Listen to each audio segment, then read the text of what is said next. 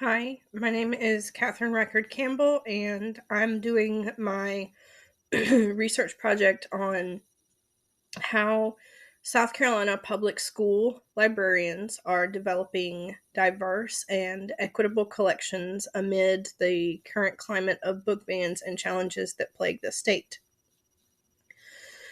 My positionality is I am a current middle school teacher who is in the master's program to become a school librarian. So I'm researching people in the field that I'm hoping to go into. Um, I'm also researching people who are currently placed in public schools, which is the environment that I currently work in.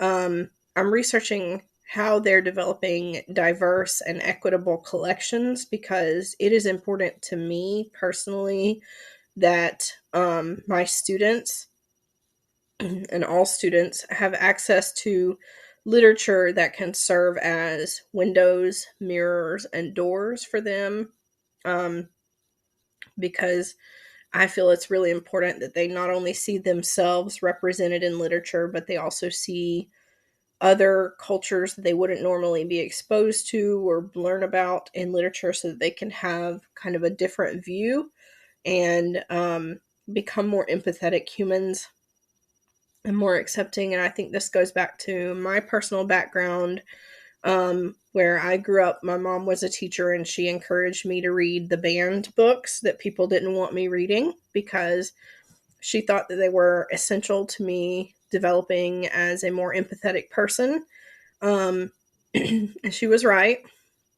Um, so even though I identify as a white cisgender female, um, I was able to explore lots of different worlds of lots of different people who identify lots of different ways through the literature that was available to me, and not always through my school library, because in some instances those books were not allowed in my school library and my mom had to go find them in the public library, or we had to go purchase them ourselves from a bookstore for me to be able to read them. But my mom always made it a priority for me that I had access to these alternative points of view and these banned books because she thought it was important for me to develop personally, as a person who could empathize with others in the world and have feelings in common with people from different cultures and be friendly with just anybody that you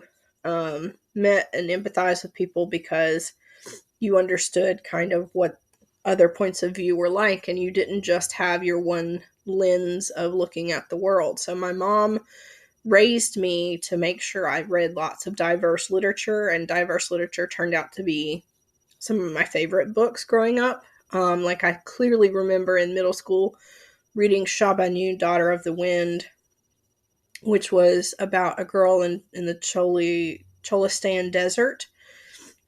She was a daughter of a camel herder. She got put into an arranged marriage. There was all this different stuff that was so culturally unfamiliar to me, where I was living in small white uh, a town in North Carolina that was mostly white. It was very small.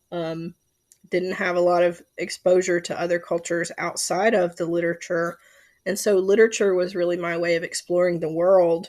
And so for my positionality, yes, I realize that does affect how I feel about this research. I feel already I'm biased to think that it's important to read literature from other cultures that are unfamiliar to you because it helps to expand your world experience. Traveling is very important to me. I have traveled extensively around Europe. Um, I've been to about 13 countries, and I just think it's really important that you understand the world from different as many different perspectives as possible, because the world is not just one perspective, and you as a citizen of the world need to be able to be educated and interact with people and be respectful and empathetic. And so my positionality is that reading that literature, that diverse literature, is important to personal development. So I am biased to believe that the diverse literature is important.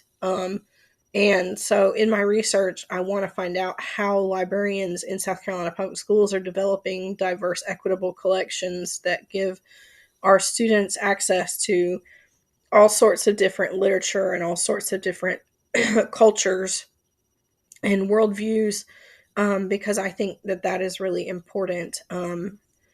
I don't think there's a conflict here of a risk of colonizing other voices, because I'm specifically seeking to find the authentic other voices in the diverse literature. So I'm looking for that own voices type literature that's published by people who live those different world experiences, and not just people who, well, let me imagine this other culture. I want literature actually written by people of color about people of color and that sort of thing. So that's what I'm researching. I'm researching how public school librarians are going about creating these diverse collections and how that's connected to book bans in the state of South Carolina right now. I am going to be investigating the question of, is there a connection between the diversity of the collection and the prevalence of book bans? So I'm going to see if, do places with more diverse collections have more book bans um, prevalent? So that is another thing I'm researching. So that is it for my positionality statement. Thank you.